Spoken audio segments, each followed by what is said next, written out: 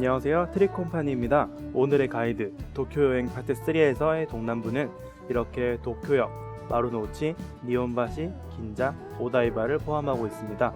특히 마루노우치와 긴자, 니혼바시는 400년 전 에도 시대부터 도쿄의 중심 역할을 해왔고 각자 떨어진 지역이 아니라 모두 붙어있는 하나의 큰 지역이라 할 수 있습니다. 오다이바는 거리상으로는 멀리 떨어져 있고 개발된 지 얼마 되지 않은 송도와 같은 신도시입니다. 이렇게 나머지 도심과의 연관성은 딱히 없지만 오다이바로 가는 철도 유리카무메를 긴자 근처 신바시라는 곳에서 타기 때문에 실질적으로는 동남부 도심과 붙어 있다고 할 수 있습니다. 이제 도쿄 5분 가이드 파트 3 시작합니다. 가이드 시작하기 앞서 도심지의 전체적인 지역 구분을 해볼까요? 여기가 고쿄, 일본 황실의 정궁입니다. 도쿄의 중심에 있죠. 그리고 도쿄의 현관 도쿄역이 이쪽, 그리고 이 둘 사이의 업무지구가 바로 마루노우치입니다.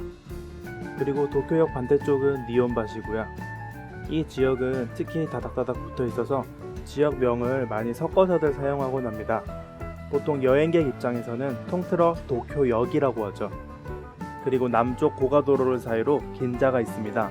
긴자 아래쪽에는 츠키지 수산시장이 있고요. 사실 지역을 세세하게 따지자면 이런 식으로 나눠야겠지만 우리가 도쿄에 이민을 가는 건 아니잖아요. 어느 정도 유명한 이름들만 숙지하고 가면 헷갈리진 않을 겁니다. 버스를 타고 나리타에서 출발한다면 여기로 도착하게 됩니다. 케이세이 버스는 이쪽, 도쿄 셔틀버스는 이쪽이죠. 버스에서 내려서 보게 되는 도쿄역은 철도역이라기보단 아마 큰 쇼핑몰처럼 생겼을 거예요. 이 부분의 모습은 오래된 문화재라 함부로 증축할 수 없는 진짜 도쿄역의 수요를 분담하기 위해 만들어진 도쿄 스테이션시티 시설물입니다. 역을 통과해서 반대쪽으로 나가는 곳이 바로 마루노우치 출구, 진짜 도쿄역.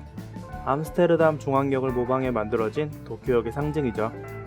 도쿄역은 20개가 넘는 노선이 다니는 대형역이지만 일반적으로 여행객들이 타게 되는 노선은 JR 야마노테선, 그리고 마루노우치선 2개밖에 없어 실질적으로 여행 중 많이 들리게 되는 장소는 아닙니다. 대신 그 지하철 수요는 인근의 오테마치역, 니혼바시역 등이 담당하고 있어 주변은 많이 지나게 될 거예요. 이 마루노우치 출구와 그 뒤에 지어진 주변의 건물들이 함께 모여 도쿄 스테이션시티라는 거대한 복합 공간을 형성하고 있습니다. 여기에는 다이마루 백화점 등의 상업시설들이 많이 있긴 하지만 꼭 여기서 뭔가를 해야겠다 하시는 분이 아니라면 도쿄역에 스케줄상 많은 시간을 배정하진 않을 거예요.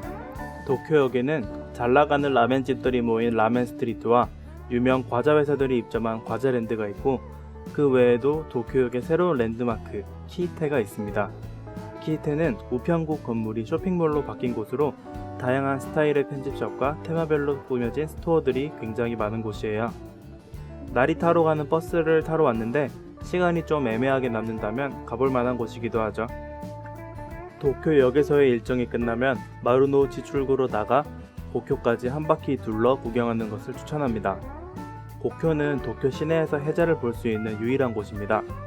대형 빌딩과 해자, 일본식 성이 이어진 모습이 아주 이국적이죠. 이쪽은 그냥 광장 같은 곳인데 해가 쨍쨍할 때 가면 그늘이 하나도 없어서 굉장히 덥습니다. 이쪽 두 군데는 다리로 이어져 있지만 지나갈 수는 없습니다.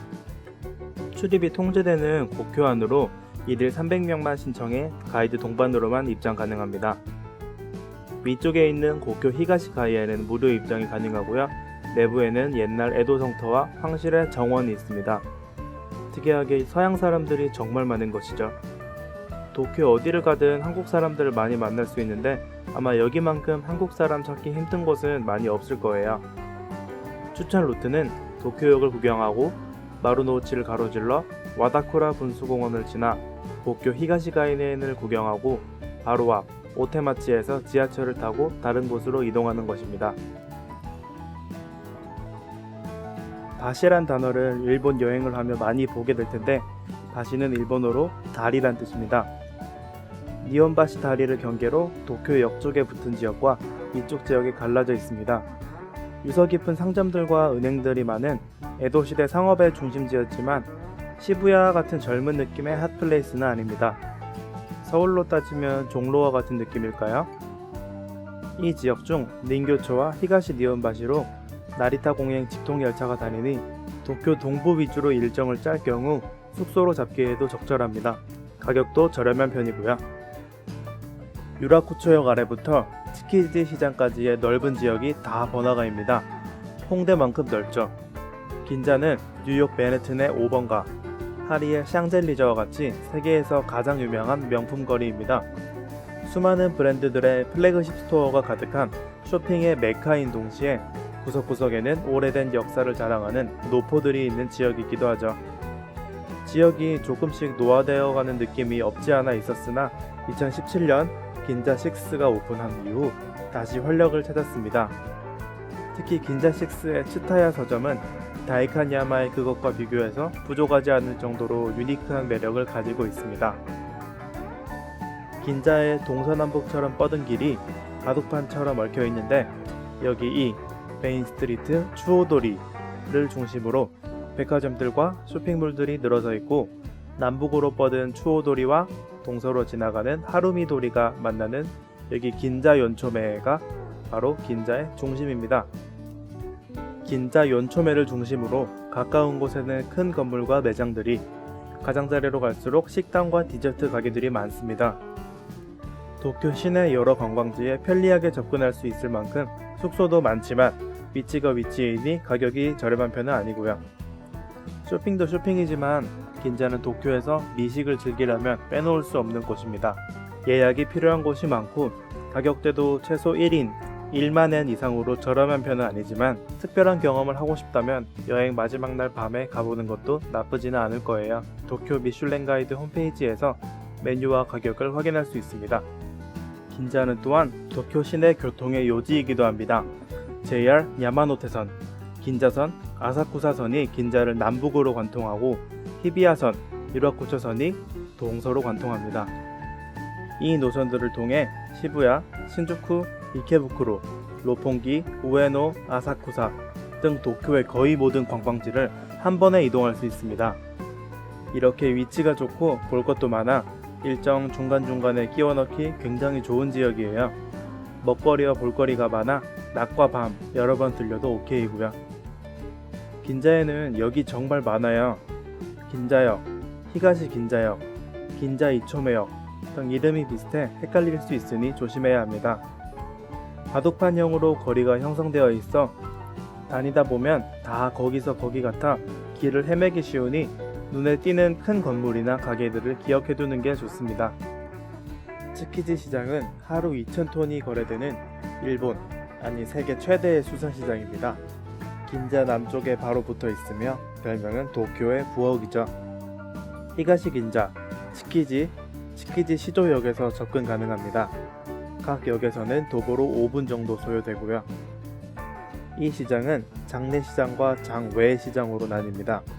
장내시장은 참치 경매와 도매가 이루어지는 곳이고 장외시장은 관광객들이 방문하는 소매시장입니다.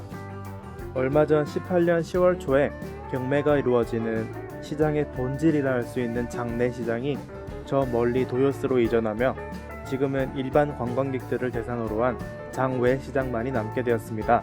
하지만 참치 경매를 구경하지 않고 그냥 스시와 해산물을 먹고 일반 시장 구경을 하고 싶다면 걱정 안 하셔도 됩니다. 장외시장에서 충분히 다 할 수 있으니까요. 새로 바뀐 도요스 참치 경매 참관 방법은 나중에 업로드 예정입니다. 도매 시장의 특성상 아침 일찍 문을 열고 오후가 되면 시장이 문을 닫기 때문에 츠키지 시장을 일정에 넣는다면 아침에 방문하시게 될 겁니다. 먹거리로는 빠지지 않는 만큼 맛집들이 정말 많은데 대부분 줄을 서야 해요. 대기 시간이 상상 이상일 수도 있으니 적당한 융통성은 필요하겠죠? 그리고 츠키지 시장으로 가는 길에 특이하게 생긴 사원이 있는데 츠키지 혼간지라고 일본식이 아닌 저 멀리 인도 고대 불교 건축을 본딴 절입니다. 이게 뭐하는 건물인지 하고 헷갈리는 분들이 되게 많더라고요. 유명한 일본 드라마 춤추는 대수사선의 배경 오다이바는 인공섬입니다. 도쿄에서 가장 아름다운 야경을 볼 수 있는 곳이기도 하죠. 오다이바에는 아쿠아시티, 다이바시티, 팔레트타운 비너스포츠와 같은 쇼핑몰과 오에도 온센모노가타리, 도쿄 조이폴리스 등의 레저시설, 후지테레비 대관람차, 레인보우 브릿지와 같은 랜드마크들이 있습니다. 오다이바에는 대형 쇼핑몰들이 정말 많습니다. 계획도시고 큰 건물들이 많아 일반 소규모 상점들은 거의 없다고 봐도 무방하고요. 이런 대형 건물을 베이스로 여행 코스를 짜게 될 텐데 이 쇼핑몰들은 간단하게 요약하자면 다음과 같습니다. 자유의 여신상의 아쿠아시티, 건담의 다이바시티, 테마파크의 팔레트타운, 레인보우 브릿지와 도쿄 스카이라인을 구경하고 싶다면 아쿠아시티로, 20m 실물 사이즈 건담과 건담 샵에 관심이 많다면 다이바시티로, 자동차 테마파크, 대관람차가 있고 아름다운 비너스포트에서 쇼핑을 즐기고 싶다면 팔레트타운으로 가면 됩니다. 오에도 온센모노가타리는 에도 시대를 컨셉으로 만들어진 온천 테마파크입니다. 도쿄돔 시티의 라쿠아와 더불어 도쿄 시내에서 가장 유명한 온천이고요.